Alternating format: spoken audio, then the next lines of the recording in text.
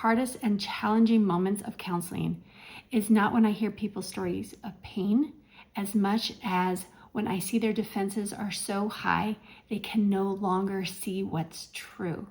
And I'm talking about women who are bright, who love God, who actually want healthy lifestyles and relationships, but something is blocking them from seeing what's really going on. Hi, I'm Robin Kaufman, a board-certified Christian counselor with 30 years in private practice, and I help women live unlocked in their life, relationships, and faith with less overwhelm. Today, we're going to talk about two blind spots, specifically denying and self-protecting, and how that keeps us stuck from being able to move forward.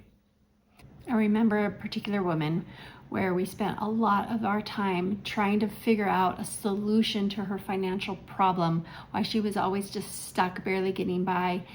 And yet there were all the signs that she was overspending, not looking at the systemic issue underneath. It was as if I had an elephant in the room staring right at her with a sign that said, "You aren't living in your reality.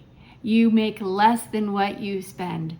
And yet she wanted to go round and round about all the excuses and reasons why this particular month we just couldn't make ends meet. I remember sitting there and thinking, she isn't lying to me.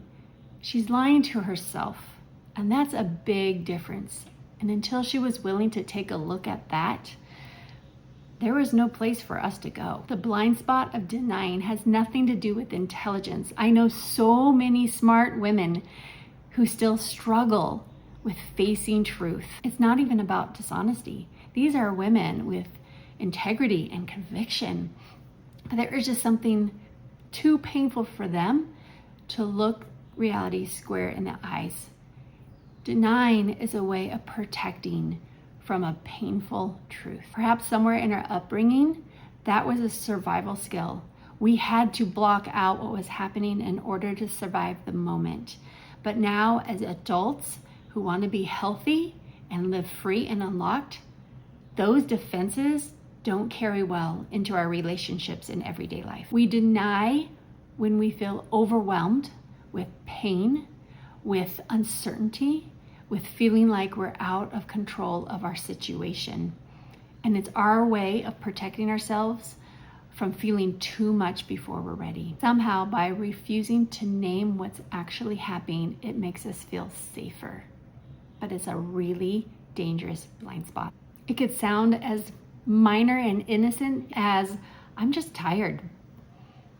Or, "Oh, that just really doesn't bother me. That's not a thing anymore. God's got this. I don't have to deal with this." Or I hear this one a lot too. "I'm probably making it out bigger than it sounds. It's not that bad." This could show up in marriage or a relationship where you've been in a real dry winter season with your loved one and you just call it, "Oh, it's just a busy season." And you don't really notice there's a distinct drift happening and it's not in the right direction. Just blaming it on a busy season is not looking at the elephant in the room. You're living disconnected. You're living like roommates. And unless that gets acknowledged, nothing's going to change. I remember a season in my life where this showed up in my faith, where I just made excuses for why I could never sit down and really have a devotional time or meaningful prayer time. I would just say, my list is too long. I gotta get a jump on my day. God understands. But what was really happening is I had some deep, deep disappointments with God. I had some issues with his unanswered prayers. And instead of bringing those forward and being honest and naming them, I just denied that they existed and covered it up with excuses of a busy schedule. I wasn't intentionally trying to be dishonest about my motives. It was just safer for me not to name the pain. So here's my question for you. Where in your life have you been calling something by a different name than what it really is because it's just too much to take a look at? The next blind spot often comes off the heels of pain as well. It's self-protecting. Self-protecting happens when there's been a wound, whether it's been a betrayal or a loss, a disappointment, a rejection, something that told us, I can't do this. I have to guard my heart like a vault. And there's a time and a place to do that. And a lot of us, again, just like denying, learned it as a way to survive something pretty horrific or hard to deal with when we were younger and we didn't have the supports we needed. What happens though is we carry it in to our adult relationships. We inadvertently trap ourselves from being able to receive good things and new ways of relating because we're bound and determined we're not going to get hurt again. And when we've made it our goal to never be hurt like that again, we inadvertently become hypervigilant, guarded, self-sufficient, independent, and basically, I will take care of myself. I will no longer open myself up to vulnerability. But those walls of protection are also blocking us from love, from being able to grow and mature, and even connect with others and God. That wall that protects us from hurt is also blocking us from healing. I'll say that again. That wall of protection is blocking us from hurt, but it's also blocking us from healing. It may sound like, oh, I'm not going to get my hopes up, or I don't need anyone. I'm fine on my own. Tricky thing about self-protecting is it sounds like wisdom. It sounds like we're being smart. By no means, let's walk into pain. Of course not, but it's different. There's something about self-protecting that actually isn't coming from a place of wisdom. It's coming from a place of fear. Wisdom says, yes, let's be careful and use discernment on how to move forward, where self-protection says, I'm not budging no matter what. But I could be honest with you, this is the blind spot I gravitate to as my number one default.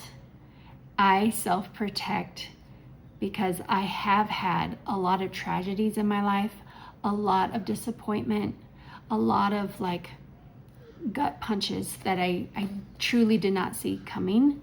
And I've trained myself from a very early age to say, I'll just take care of me. Everyone else, you go do relationships. And the way that has played out is I've tricked myself in saying, well, you know what? I just don't want to burden the other person with my pain. So I'm just going to keep it to myself because it just feels like the most loving thing to do. But what I'm really doing is I don't want to open up. I don't want to feel my pain in front of another person and risk that I could be hurt again. And when I do that, yes, it feels safer, but it's also blocking me from healing because relationships hurt, but relationships are also where healing happens. It's the way God designed it. And it includes our relationship with Him. There's a part of me so scared to do that I'd rather just be a good Christian girl, do all the right things, than to bring Him my vulnerability, let alone to another person. Can you relate to that? So here's what I want you to think about. Where have you stopped letting people in all the way? Where have you stopped letting God into those places? What are you ultimately trying to protect yourself from? So this is what I want you to remember about these two particular blind spots. Denying is like closing the curtains shut so that we don't see that painful thing. Whereas self-protecting is locking the door so that painful thing or person can't get in. And you know what that ends up creating? You're living in a very dark and lonely place. If we want to heal and grow and mature through these blind spots, it begins with having courage to name what's happening and to unlock that door with someone who is safe and let them in. back to that painful thing. And here's one more encouraging thing. When we name our blind spots, we are taking a step toward unlocking that place in us that's been stuck. We start letting light in. Having awareness doesn't fix everything, but it does allow the healing to begin. If today's episode landed for you in any way, I would really love to know. Just comment. You don't have to give me your whole story, but just let me know it resonated with you. And if you haven't subscribed yet, make sure you do, because we still are on our journey going through the 10 most common blind spots that keep us stuck. And next time we're going to cover 2 more, catastrophizing and flooding, and how both of these overwhelm our ability to think clearly. So stick around.